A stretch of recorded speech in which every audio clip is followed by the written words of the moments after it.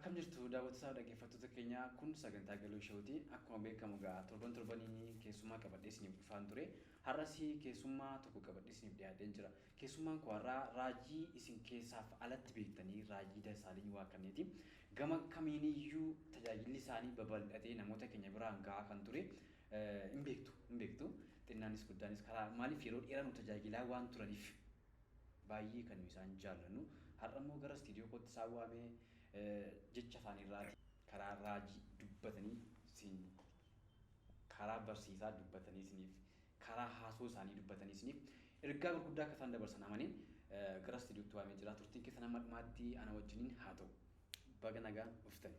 Ameen baga nagaan dhufdanii isinis keessummaa keessan gootanii waan naaf hirtaniif hedduu galatooma. Waamicha keenya kabajanii immoo gara istiidiyoo keenyatti dhuftanii akka kanaatti argamuu keessanii fi guddaa galatoomaa jecha namoonni baay'een tajaajila keessan kan isaan ittiin beekanii raajummaatiin raajii Dasaalany jedhamee bakka kan dhagaa guddannee si namoonni akkasii isin beeku baay'inaan jechuudha. Gama raajummaatiin wal qabsineetti gaa yaada tokko kan nuyi kaasnu mee kallattiidhumaan gara gaaffii kootiin isin dabarsa. Raajota warra macaafa qulqulluu keessaa kakuu moofaarraas kaasnee gara kakuu haaraatti gaafa dhufnu garaagarummaa isaanii wajjin wal bukkee qabnee kaasna. Saammaa fi durii wal bukkee qabnee kaasna. Maaliif warra durii gaafa kaasnu raajii Ermiyaas, raajii Isaayyaas akkuma jiranitti ta'anii jiru. Wanti isaan dubbatanis immoo lafa bu'uura raajummaan isaanii qabatamaa waan dhufee jiru. Kan macaafarraa ga'ee qabatamaa ta'ee jechuudha. Inni ammaa kuniif inni suni garaagarummaan isaa maayini tokkummaan isaa maayini maaliin kaastu sin? Baay'ee galatooma yaada gaariidha. Amma gaa waa'ee raajii gaafa kaamnu raajii jechuun maal jechuudha isa jedhamu kaasuun nurra jiraata. Waa'ee raajii gaafa kaamnu jechuudha. Nuti amma akkaataa nuti itti fudhannu nuti nama hundumtuu raajii dubbateef raajiidhaan jiru. Nama hundumtuuf. Raajiin fakkeenyaaf amma profeetiin ni jedhamu yookaas raajii abaluu ni jedhamu ofiisiidha. Biiroo Efesoon 4:11 isa jirudha. Tokko raajota godhee paasteroota godhee barsiisota godhee abbaa wangeelaa godhee ol bahee yeroo boojii sanaa yeroo isa jiru sanaa jechuudha. Efesoon 4:11 irra ni jiru kennaadha jechuudha raajii. Namicha sana jechuudha. Namicha sana inni nammaasa ofiisiidha. Ofiisiin suni yookaan biiroo namicha sana jechuudha. Ayyaanicha otoo hin ta'in namicha sana isa raajus kennaadha jechuudha namichicha waldaadhaaf kenna jechuudha Waaqayyo. Kanaafi waa'ee raajummaa kanas immoo gamaagamtee abaluu raajiidha, abaluu ergamaadha, abaluu eegduu waldaati, abaluu barsiisaa wangeelaati, abaluu abbaa wangeelaati jettee kan shuumtus immoo waldaadha jechuudha. Kanaafi namni tokko amma raajii dubbatee nuyi raajiidhaan jedhu. Waaqootti dubbata itti fayyadama raajiin jechuun garuu isa waamicha qabu waamicha raajummaa sanaa jechuudha. Waamicha raajummaa sanaa qabaatee waldaa akka waldaan kiristaanaa kan isheen harkarra keessee kadhattee fi inni sun raajiidha jechuudha. Akkuma tamma kaaftee kakuu raajonni macaafa qulqulluu keessa iddoo gurguddaa lamatti qoodamu. Minor prophet major prophet jedhamu. Raajota gurguddaa fi raajota xixiqqaa jedhamu. Raajota xixiqqaa raajota 12tu jira. Warra akka Abidu'aa fa'aa, warra akka Sofaaniyaa fa'aa, Yu'eel fa'aa warri jedhamanii raajota xixiqqoo jedhamu isaan kakuu moofaa keessatti. Warra akka Hisqeel fa'aa boqonnaa 48 warri qabanii, warra akka Ermiyaasaa naannoo boqonnaa 52 natti fakkaata, warra akka Isaayyaas fa'aa 66 warri qabanii, warra akka Daani'eel fa'aa boqonnaa 12 fa'aa warri qabanii isaan kun raajota gurguddaa jedhamu. Raajota minor prophet major prophet inni jennu hundaa isaan mana namoonni abaluu meejeriidha abaluu maayineriidhaan miti. Amma maayineriinis meejeriinis hin jiru lafarra. Isaan sun maaliini babal'ina qabiyyee ergaa isaanii. Bal'ina miiraa boqonnaa isaanii jechuudha. Boqonnaa isaan qabaniitu guddaadha. Qaama fakkeenyaaf abdii inni jedhamu boqonnaa tokkotti qaba lakkoofsa 21 qaba. Warra xiqqoo keessaa tokkodha jechuudha. Warra akka Ooseefaa kunis jechuudha. Isaan kun raajota xixiqqoo jedhamu kakuu moofaa keessatti. Warra nama jedhamu warra akka Ermiyaas fa'aa, Isaayyaas fa'aa, Hisqeel fa'aa kun immoo bal'aadha boqonnaan isaanii waan ta'eef raajota gurguddaa jedhamanii beekamu. Amma si'an amma namoonni iddoo garaa garaa raffatanii abuluu major prophetiin keenya irraa Yesuusidha. Raajiin keenya inni guddaan Yesuusidha. Har'a raajii guddaa raajii xiqqaa wanti jedhamu hin jiru. Raajii taanaan waldaan kiristaanaa raajii itti ishuumte taanaan raajii mamaleessaa raajii xiqqaadhaa guddaadhaa wanti jedhamu hin jiru. Raajii guddaan hundumaa caalu hangafii lubichaa Yesuusidha waan ta'eef. Kanaafi amma garaagarummaa immoo jira. garaagarummaan jiru amma bara kakuu haaraattis bara kakuu moofaattis raajonni dhugaan akkuma jiran raajonni sobduunis jiru. Macaafa qulqulluu keessa jechuudha. Macaafa qulqulluu keessa yeroo hundumaa raajii dhugaa miti. Raajii dhugaatu waan nu fayyaduuf yeroo baay'ee sarratti ittiin taana malee amma raajota Samaariyaa isin raajota sobaatti ittiin jedheera gooftaa Yesuus raajonni Israa'el warra cidii malee maragu. Amma fakkeenya yeroo Irmiyaasii waggaa 70 boojii tole Anaaniyaa kan jedhamu immoo raajichi immoo dhufee maal jedhee qambarri morma isaa itti dhee qambarri mukaa itti dheetu qarraa cabseetu waggaa lamatti isin irraa cabaa jedhanii bara Irmiyaas faas turanii jechuudha. Bara Isaayaas faas turanii jechuudha. Bara kakuu haaraa immoo akkamitti mul'atan bara kakuu haaraa keessa immoo barumsa dogoggoraatiin Phaawulos rakkisaa turan. Kakuu haaraa keessatti anna kawaadhaan malee fayyuu hin dandeessanii yoo akkas gootan malee ayyaana duwwaadhaan hin fayyinu. Yoo barbaade warri Yihuudootaa immoo nuyi addaan nama biraadha. Nuyi warra Ormaa wajjin tokko miti jedhanii. Barumsa garaa garaatiin isaan immoo kan isaan bataa turan bara sana jechuudha. Kanaaf bara kakuu haaraas haa ta'u bara kakuu moofaas haa ta'u raajonni dhugaas jiru raajonni soba dubbatanis jiru. Raajonni soba dubbatanis jiru. Har'as gaa warra har'aa kanatti immoo naani si fidee tokko akkuma sila sin jedhe warri har'a hundumtu raajii dubbatu kun raajii jechuu hin dandeenye. Raajii jennee fudhachuu hin dandeenye. Ani raajii ofiin jedhee raajii jechuu hin danda'u. Raajii jechuu hin danda'u. Ani amma namni tokko apostiliisa ta'uu raajiisa ta'uu maalisa ta'uu gama karaa waldaa kiristaanaadha. Waldaan kiristaanaa seeraan kadhattee fi itti amantee namichi kun raajiidha yookaan immoo paastariidha jettee caasaa waldaan kabaja Waaqayyo. Caasaa waldaa jechuun hin kabaja Waaqayyo Mazaaf Quddusaawwiidha. Mazaaf Quddusaawwiidha. Kan Waaqayyo kaases jiru kan immoo ofiin ka'anii raajaa jiranis jiru jechuudha Waaqayyo ittiin dubbate. Gama kakuu haaraatti yoo deemne kakuu haaraa keessa warri maaliif gooftaa Yesuus yoo fudhanne isa kakuu moofaa keessa jiru jabeessee dubbataa ture. Phaawulosis immoo isa sana diigaan ture. Gama tokko raajii fudhachuu dandeenya miti Phaawulosis ergamaan sanuma miti. Warri amma wabeeffatanii maaf raajan? Tokkoffaa macaafa qulqulluu wajjin waliin qabsiisanii raajii isaan raajanii kan foonii wajjin wal maka. Inni kun garaagarummaa isaanii ibsu. Egaa amma raajonni macaafa qulqulluu keessaa hin barsiisu yoo ta'e hin barsiisu. Hin gorsu. Hin ifatu. Keessumatti kakuu moofaa seera waan ta'eef ifannaan hin ifatu bakka. Ittiin raajii moo kennaan raajiin guddaan wanta fuula duratti jiruuti tokko kan inni dubbatu keessa waan fuula duratti jiruuti sabatti hima. Waggaa kana keessa waan ta'u waggaa 10 booda waan ta'u waggaa 5 booda waan ta'u fakkeenyaaf Irmiyaas amma Israa'el akka taateedha. Isaayyaas amma dhalachuu gooftaa keenya Yesuus Kiristoos waggaa 740 duratti dubbate gooftaa Yesuus kadha waan dhufuun duratti ta'u dubbatu jechuudha. Waan fuun duratti kanattaa jedhu wanta biyyatti dhufu hin dubbatu. Dubbachuu duwwaatu hin ta'in immoo gaafa sabni qulqullummaa gadhiisu immoo hin ifatu baay'ee. Al tokko gara dubaatti deebisa. Ergaa raajummaan ergaa akkas ta'eeti raajiini raajii fi raajummaan sunuma waldaa kiristaanaaf kennaman. Kennaa sabaati. Warri ammaa kun yoo ilaalle waa'ee Prophet Bishop kana wajjin wal qabsanii maani moggaasa maqaa ofiitanii warri kennan jiru. Sila maal jettanii tapha keessan keessatti gara dubaatti gaafa deebisu amma maayinariis meejariin sun jedhamuun hin barbaachisudha. Moggaasa maqaa waldaan laatti kun maaliif barbaachisa dhiyoos? Waldaa dogoggore moo isa fudhatu dogoggore? Waldaan amma waldaan maayinari ittiin laattu. Meejarii ittiin laattu. Meejariin keenya amma Yesuusidha. Ni caalu jechuudha. Raajiin keenya inni guddaan hangafi keenya inni guddaan barsiisaan keenya sagaleen tokko raajii guddaa fi hin jeenaa barsiisaa guddaa fi hin jeenaa guddaan Kiristoosidha jedha. Waldaa kiristaanaa amma waldaa batalee waldaa batalee warra durii keessa naalaalte raajima kana yommuu kan fudhatu nama muraasa biyya kana keessatti barumsa isaa jechuudha. Ciruma isaa yommuu raajiin kan hin jiru kan jedhamu immoo jiru. Haadhuma isaa iyyuu. Haadhuma barumsa akkasii warra kennan immoo jiru. Har'a raajiin hin jiru. Biyya Itoophiyaa keessa raajiin hin jiru. Addunyaa marrayyuu raajiin hin jiru. Si'a tokko dubbatamee darbee amma raajii abaluu jedhamee kan waamne jiru. Kan barbaachisu kan jiran jiru. Kunis dogoggora. Raajiin jira. Raajii yoo jiraate garuu isa ta'uu qabaa. Raajii sirrii akka dubbii Waaqayyootti akka sagalee Waaqayyootti madaalame. Gaafa namicha sanaaf kadhata inni callume raajii ogolootu hin ta'an amma akkam beekutti fakkeenyaaf. Anamma akkanaa kadhatame tanaa bakka naqe hundumaatu waan beekatu barreeffame. Biyya naqe jechuudha. Yoo xinnaate gara waldaa naannoo 15-20 ta'a. wanti raajii isaanii dubbatee raawwate maali karaa isaa jedhamu akka biyyaatti wanti inni dubbate raawwate jira akka magaalaatti wanti inni dubbate magaalaa kana keessatti kanatu ta'a jedhee isatu walitti qabameetu chaappaatti rukutameetu waldaa godhuufaa jechuudha. Isa booddee wanti kun immoo gara waan nama siraa bitii dhaqqa. Porsisii akkasiitiiti wanta waaqayyo karaa kee dubbate wantoota raawwatametu raagaa ta'a jechuudha. Mana callumayanii maal lafa bunaatti waamanii yookaas immoo callumanii garasii waamanii yookaan ati raajii dhalanii yookaan feesbuukiidhaan wal shuuman miti.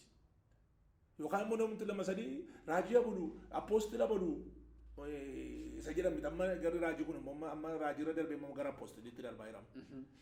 Akka sagalee waaqayyootti shuumamuu qaba yoo shuumame jechuudha. Akka dubbii waaqayyootti akka sagalee waaqayyootti shuumamuun dirqama. Sagalee waaqayyoo alannaa ta'e waan ta'u garuu gatiin qaba. Sagalee waaqayyoo alawoo ta'e. Gamuma raajummaatti wal qabsiisnee kan nuyi kaasnu amma dhagaanii amma warra raajan kana maaliif amma dhagaan jira inni jedhamu kuni amma wal qabata macaafa qulqulluu wajjin isa kana macaafni maal jedha?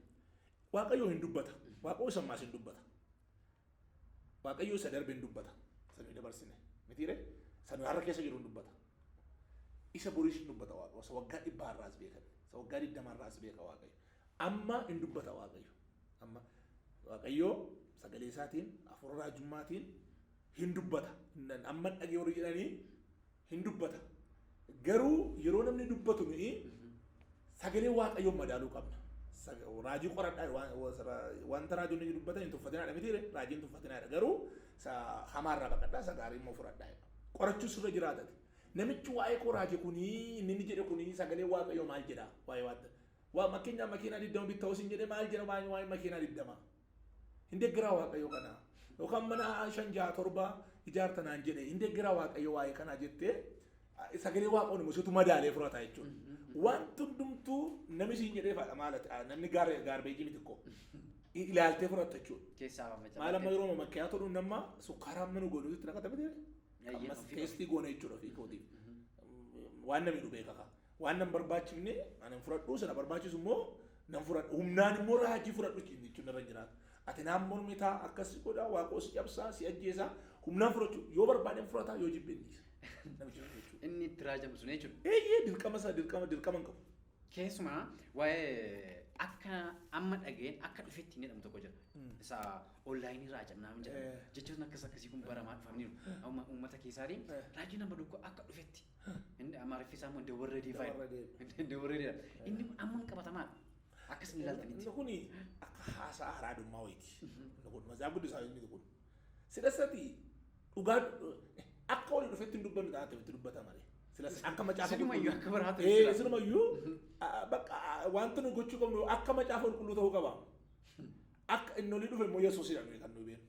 Kan nu beenu inni olii dhufe Yesuusidha. Kanaaf ilaaman inda warra inni dubbachaa jiran ni jedhamu akka wali dhufetti dubbachaa jiran ni jedhamu bakka inni kaleessa dheengaddaa immoo jechuun tummoo sirrii miti inda warra wanti jedhamu hin jiru. Warreen deemee mana makkaatoo fe'etti mana shaayii fe'etti malee iddoo mana waaqayyootti sagalee waaqoo keessas hin jiru.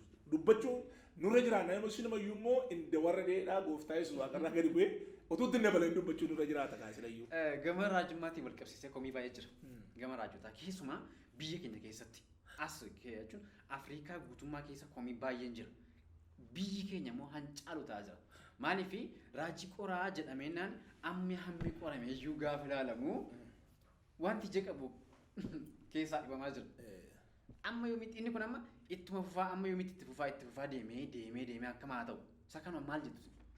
Maaliif komii kana gurra guutuu waan qabnuuf gurra as baanii wanta kana dubbatanii dhageessifachuu warri baatanii gaaffii isaanii immoo bakka bu'anii isin gaafataa jiru. Amma yaadni kun isin gala miti isa kana amma yoomitti itti fufama kun akka isin ilaaltaniitti. Kun itti tokko akkuma sileedhe dogoggorri yoomiyyuu hin dhaabatu. Dogoggora isa kaleessa godhametu dhaabata malee tokko bara dhumaati. Raajonni sobduun hin baay'atu. Macaaf guddisaa jedhamu shaaruus hin dandeenyu. Dogoggora kana amma tokko hir'isuu dandeenya malee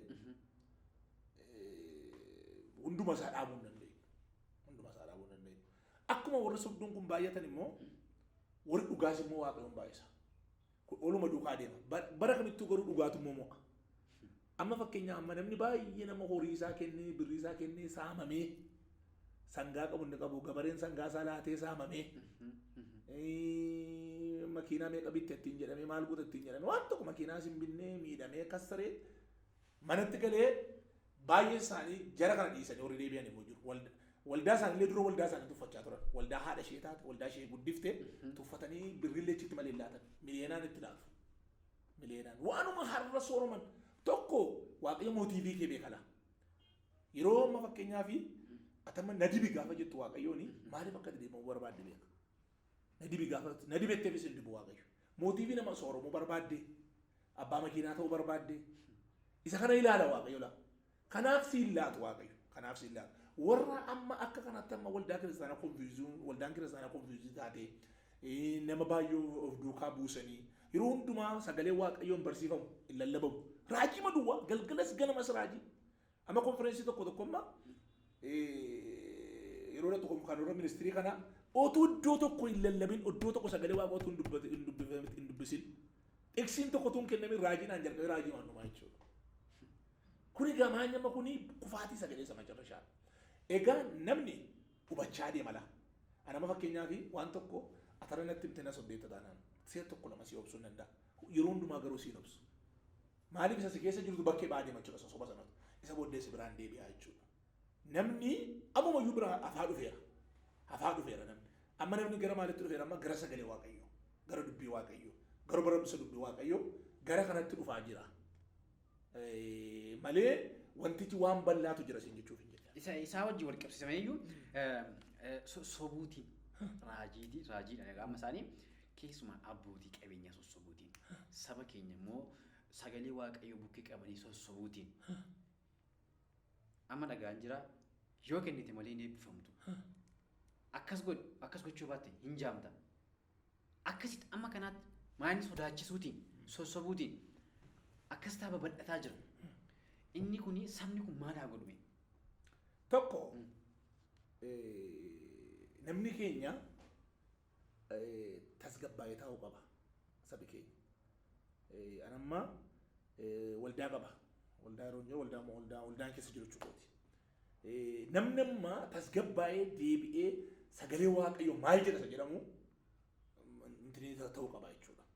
Kana malees amma tokko waaqayyo waaqa jaalalaati. Waaqa waan sirkuutuuf hin qabu. Si ajjeesa dhuu, boorsaa kee rukuta dhuu, kennite malee eebbifamtu sin jedhu. Kennaan kun iyyuu jaalala irratti hundaamu. Seera bahuu 35 irratti kennaniiru, Museen fa'aa seera bahuu 25 irratti kennaniiru. Macaafa qulqulluu keessatti immoo xaqilaa yefiqir sixootaa jedhama. Qorontoos lammaffaa boqonnaa 9 boqonnaa 8 irratti waldaan Maqodooniyaa fa'aa kennaniiru. Kennaan waan ati gootu yoon bishaan kana yoon jaalalaan si ilaadheedha kanatti fudhattu. Waaqayyo jaalala. Waan sirkuutu hin qabu. Waan si ajjeesuu hin qabu. Yoo boorsaa kee kana ol kaaftee fidunnaa ta'ee kaansarii surrukutaa mucaa kee ayatu du'aa ina baaramtaa hin kasartaan jedhamu kun mu'aartanyaadha kun. Matsaaf quddusaawwis miti. Kennaan silumayyuu waan jaalalatti hundaa. Isaan sun sobanii mati jechaan nama sodaachisu. Namni keenya immoo yeroo kana hubachuu irra jiraata. Maaliif namichi akkasiin jechaa jiru kun nama. Raajii asirratti warra akkas godhan mu'aartota argatanii komiin tokko irra jira.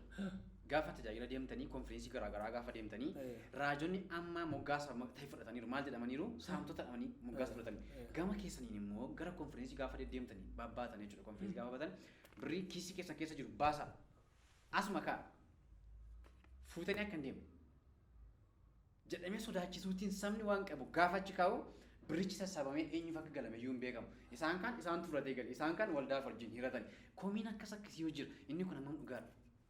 Egaa ilaalamma wanta kana an ofii koon beeka malee warra kaan hin beeku nan dhagaa garuu ofii kootti godhee waan hin beekneef argee hin beeku garuu nan dhagaa informationii kana yeroo baay'ee namootuma gurguddaa wajjin adeemna nama akkas godhes madaan agarree nan dhagaa garuu silumayyuu nama tokko ati gaafa afeertu tajaajila. Waldaamti isheen afeertu rakkina qabdi. Nama akkasii afeerti taanaan. Nama dhufee birrii walitti guuraa, warqee fidaa, maal fidaa jedheetu walitti qotuu sagantaa waldaa sanaan alachuudha.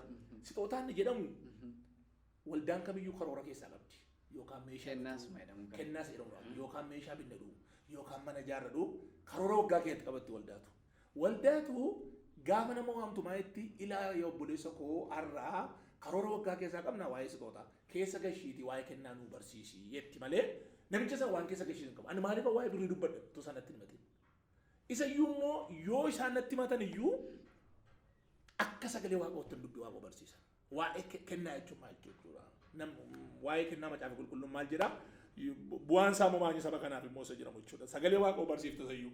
Malee nama arrabsuun sirra jiraatu hin kennitan taana waaqoo sirra kutaa hin kennitan humna baaramtu hin kennitan taanaan makiinaa siin hin galagala hin kennitan taanaan bakka hin baddu ji'aasitti baddu harruma galtee immoo waan akkasiitti baata minaamin yoo kennite inni jedhamu soba darbee nama akka godhu sana yeroo sana waldaan maaliif qabdeen teessiftu. Waldaa shikam. Waldaan isheen waamtu sun. Waldaa wajjin sheerii jedhamu yookaan immoo qixxee lamatti ratu jedhamu komiin jiru. Keessumaa raajii Dassaalenyiyyuu jedhamee kaa'ameera yeroo dhiyoo asitti. Bara akkas yeroo dhiyoo asii gochuu baattan iyyuu amala akkasii irra ture. Amma iyyuu dhiisuu dandeessu natti fakkaata.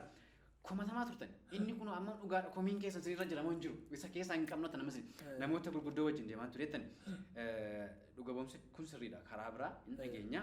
Garuu saamicha kanatti matamtaniittu birrii qabdan achuma kaa'a. In keessan taanaan amma sinina baarsitanii sodaachistaniitu mu sodaachisa. Jiru waan akkasii. Ana godhu iyyuu malee tokko ani sixootaa moo badaan jaalladhu gaafachuu. Baay'ee ma qophisiisti iyyuu. Yoo naqeessan waldaa gurguddaan naqaa waldoota warra intinii kana miti kana naqanii sixootaa yoo isaan nuu gaafadhuudhaan akkuma sagalee waaqayyootti sixootaa gaafadhaafan. Akkas sagalee waaqayyootti. Kana immoo waldaan lafa naqildoomtuu raagaadha. Namni inni maqaa ba'e immoo maqaa si balleessuu danda'a. Sobee jechuudha. Sobee inni miti maqaa ba'e si balleessuu danda'a ofii isaatii. Malee ani waan akkasiis argee hin beekuni garuu waldaan kiristaanaa sixootaa nuu gaafadhu kennaa nuu gaafadhu isaan jedhanii isa iyyuu jaarsoliin gaafadha. Hunda keessa nutti amane kana waa'ee kenna bor akka maqaan hin baafnetti. Asitti miidhamaan sabadha. Waldaan kiristaanaa gaafa jennu yookaan jaarsoliin yookaan wangeelaawwan achi keessaa hin hiratu waan ta'eef hin dubbatanidha komiin jiru. Isa kana dhala komiin jiru inni guddaan isaa jechuudha. Erga isin ilaallanne mee bira dabarra. Isin ilaallate ol ta'ee mee raajiin macaafa qulqulluu wajjin waliin qabanne maal jedhama? Raajiin jedhamu kaa. Raajii jechuun hundeen raajii macaafa qulqulluudha. Yetiin biti masala sadama jechuudha. Hundeen raajii macaafa qulqulluu wanta nuyi raanyu wanta sagalee waaqayyootiin deeggarame ta'uu sara jiraata jechuudha. Sagalee waaqayyoodhaan hin deeggaramu taanaani waan biraadha jechuudha bakka waa'ee ofii keenyaa yookaan waan biraa dubbachaa irraa jechuudha. Kanaaf hundeen raajii garuu sagalee waaqayyoodha. Sagalee waaqayyoo ala raaja taanaan fudhachuun nurra jiraatu jechuudha. Amma waldaa keenya keessatti amma yeroo itti dhaamsifne qaba nama lamaan tokko madaraka irratti yeroo isaanii raajii sobaa dubbatanii maqaa namaa sobanii waamanii achi dhaamsifne isa booddee waldaa irratti iyyuu beeksifne soba waan ta'eef fudhatinaa inni. Kaana yeroo itti maayikii harkaa fuunee lafa keenya qabna. Maayikii hin daama namoota harkaa fuudhayyuu. Lafa keenya qabna. Maaliif waan sobaati waan ta'eef. Waan sobaati waan ta'eef sobee gubaa'ee maqaa gaafatanii maqaa waamanii waan sirriin taanedha. Dhaabsuu qabdi waldaan waan akkasiin dubbatama taane immoo sagalee waaqayyootiin faallaadha. Waan sagalee waaqayyootiin faallaa immoo mormuutu sirra jiraata jechuudha. Waan dubbadhu waan sagalee waaqayyootiin ala yoo ta'e mormuutu narra jiraata. Miira kana wajjin wal qabsiisnee kan macaafa qulqulluu kan waliin qabanne kuni yaadota keessa isaanii wajjin wal qabataadha. Kanuma foonii qofa gaafa dubbatan akkuma sana jennee sodaachisuu sana wajjin walitti dhiyaata. Raajisaa raajan jechuudha. Sodaachisuu sana yoo akkas gootee akkas taata kun ta'uu baate immoo akkas taata. Fakkeenyaaf akkuma sana jennee hin deemta. Ati hin deemtaatiin sitti raaja. Eessa akka deemtu hin beekamu. Wayii monceetaadha. Eessa akka ceetu hin baramu. Yoo dhuguma fudhatee ta'ee hoolee bulee raawwataa namichi tun hin ce'in immoo asumattuu du'e. Namichi asumattuu du'e. Inni kunoo akkam haa ta'u raajiin akkas akkasii kuni ifatamee eessa arga? Amma gaa waldaa isin dhaabsistanii irraa maayikii fuutanii dhaabsistanii namichi kun akkam ta'a? Soba isaatiin cabee hafamoo barsiifamee gara biraatti deebi'a. Irraa barachuu qaba malee. Irraa barachuu qaba waldaa isaatti galee jechuudha. Otoo hin beeka ta'e galee inni siyaa fudhachuu qaba. Qalbii diddiirannaa fudhachuu qaba. Namichi kun jechuudha. Ati immoo amma waldaa kee keessatti namni tokko dhufee waan barbaade baxaabbatee callumatti fudhachuu sirra jiraatu. Kana miti aleegurii wanti jedhamu jira. Yeroo malallabaayyuu namni waan caafamee hin jirre haasa'uu hin qabu. Namni wanta caafamee hin jirre wanta jala caafamee hin jirre haasa'uu hin qabu. Yeroo malallabnu jechuudha waan raajillee waan biraadha. Gaafa lallabnu mataasaa bara sanaa maaltu ture? yoon barreeffame sabi yeroo sana maa inni waaqayyo yeroo sana maal dubbachuu barbaade amma immoo saba kanaaf maal jechuu barbaade isa jedhamu yoo akkas goote namaa galaa dhufa. Malee cindumani hooy ani jirmaa mukarra bu'anii intininnaa godhanii gatiin qabu. Soba garuu ittiin mormuu qabda. Namicha garuu gaafa ittiin mormuu tooti isa miidhuuf otoo hin ta'in isa ajjeesuuf otoo hin ta'in maal gochuudha qaba kaayyoon kee. Tokko saba sanaaf xiqqaaqee goota. Lammaffaa immoo namichi akka inni irraa baratu. Hin gorsitamu jechuudha. Wanti amma fakkeenyaaf waltajjii irratti wanti fiillafiitii ta'e maayikii kaafatu jira jechuudha. Waan sammuu amantuu haa xureessu. Wanti immoo wanti xiqqaannaa ta'e immoo waamtee jechuudha. Waamtee obboleessa koo waan itti sila akkas akka goote kun sirrii miti. Amma fakkeenyaaf iddoo baay'eetti abbaan manaa fi manaa diigamaniiru. Obbolaaf obbolee lafatti walitti bu'an qabu. Waan meeqatu ture. Garuu kun akka itti fufnee fi gorsuun irra jiraata. Gorsuun keenya garuu namicha ajjeesuu balleessootu hin ta'in dogoggora isaarraa deebi'ee warra nama guddaa akka inni ta'u jechuudha. Karaa Kiristoos irraa akka inni bu'u gochootu nurra jiraata. Raajiin kamiyyuu garuu sagalee waaqayyoo irratti hundaa'uu qaba. Dubbii waaqayyoo irratti hundaa'uu qaba jechuudha. Gaaffii tokko qofaan ni kaasa gama raajii hojii wal qabatu. Namooti beekumsa qabani beekumsa macaafa qulqulluu kan qabani raajii fudhachuun isaanii baay'ee gadi bu'aadha jedhama. Maaliif beekumsa macaafa qulqulluu qabu hin dubbisu waan ta'aniif haa ta'u hin beekamu yookaan immoo raajota sobduutti galagale wayikammoo raajota sobduu waan ta'eef tuffatanii isa kana maal jettusi kan amma midhugummaan isaa akkamitti ilaaltani? Egaa beekumsa macaafa qulqulluu qabu hin jennu. Beekumsa macaafa qulqulluu hin qaban yoo jenne tu walaan. Sakkasii kana. Ela beekumsa macaafa qulqulluu qabanii waan hundumaa beeku waan hundumaa beeku yeroo jedhu nama xinnaarraas barachuu beeku wallaalaarraas barachuu beeku isa barumsa guddaa qaburraas barachuu beeku. Seeruma barumsaa keessatti mootii hamma barattee hamma wallaalaa taate barachaa deemta. Hamma akka wallaalaa taate digirii tokko gaafa dhuftu dippiloomaarraa gara digirii gara maastarsiitti gaafa dhuftu barumsi biraan gaafa hamma akka wallaalaa taate hubachaa deemtati. Seeruma barumsaa keessatti jechuudha malee of tuuluu sirra hin jiraatu. Anamma namni tokko amma digirii 3 qabaa 4 qabaa 5 qabaa jedhee namicha mucaa waaqayyootti fayyadamu tokko mucaan baranne tokko calluma dhee yoo taa'el kaatti cinna ta'e luka wal naqatee innaa taa'e inni kun maqqawamiidhama tagaa'umoo miti. Yoo namni dogoggora namni gaafa dogoggoru ati tajaajila isaa fudhatteetu dogoggora namicha kana ammoo itti himtaa jechuudha. Akka itti fooyyeffadhu akka itti sirreeffadhu. Jetta ammayyuu amma fakkeenyaaf iddoo baay'eetti amma harka wal qabaa midhaaniin kun baay'ata amma kan kana hin jaallanne jiru. Inni kaan immoo akkuma sila jedhee asaaba bagzadee eegee lallabneedha. Asaaba bagzadee immoo namichi sun hin baranne yoo ta'e karaan ittiin barachuu danda'u hubachiisuun baay'isee barbaachisaadha. Malee hindaa'umatii teewooloojii barattee tataanaanii akkati nama fudhattu si godha. Akkati wallaalaa taate si godha. Teewooloojiin of tuulummaatti si geessa taanaan gareedha. Barkiti teewooloojii garaa garaatu jira. Oromtama seexana iyyuu kan hin furanne jiru. Seexanni hin jiru kan jedhan jiru. Namoota yeroo tifattu rakkinuma isaa gaafa dhaga'u iyyaa jiru. Malee seexanni hin jiru kan jedhanii jiru. Kennaan ayyaanaa iyyuu kan hin furanne jiru. Teewooloojiin akkasii jira. Waa'ee raajii akkuma sila jedhe jechuudha. Curuma isaa raajiin hin jiru warri jedhaman jiru. Warri kaan immoo raajii maduwwaa warri jedhaman jiru. Kana lamaan tamma gargar fagaateera baay'ee. Inni tokko curuma isaa raajiin hin jiru. Inni tokko immoo raajii maduwwaa jedha. Isa kanatu maxinnoodha karaatti walitti fidantu ulfaate. Walitti dhufuu qaba malee teewooloojii baratee of tuuluun sirra hin jiraatu. Macaafa qulqulluu barattee dubbii waaqoo barattee pentekostaaliidha waan ta'eef yookaan pirotestaantii taanaan badaa wanti kun hin jiru. Garuu teewooloojiin warri kan biraan warri kana waa'ee hafuuraa morman jiru jechuudha. Kanaaf iyyuu nummoo hamma pentekostaal taanee pirotestaantii taanee hamma jirrutti hafuura qulqulluuf iddoo laanna. Hafuura qulqulluu hin kabajnaa. Kennaa ayyaanaa hin kabajnaa.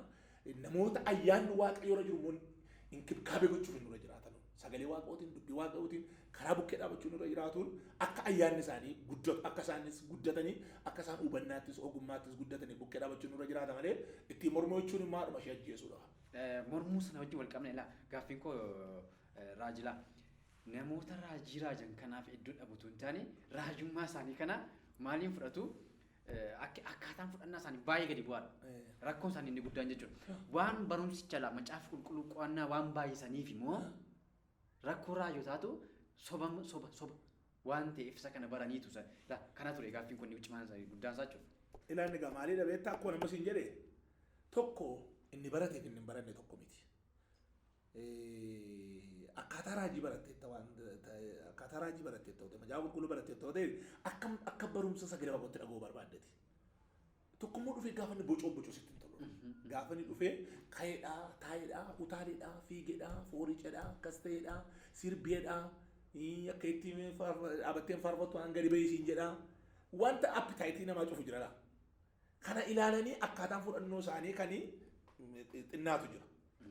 Waan amma dubbachaa jiru kan ammoo sobaa wanta garaagaraa kana wajjin walitti qabatees immoo sobuma garaagaraa jechuudha. Wanta garuu waan tokko kan nu beekuu qabnu raajiin tokko dubbatamee raawwachuu fi raawwachuu yoo didee namicha duwwaa ta'uu dhiisuu danda'a.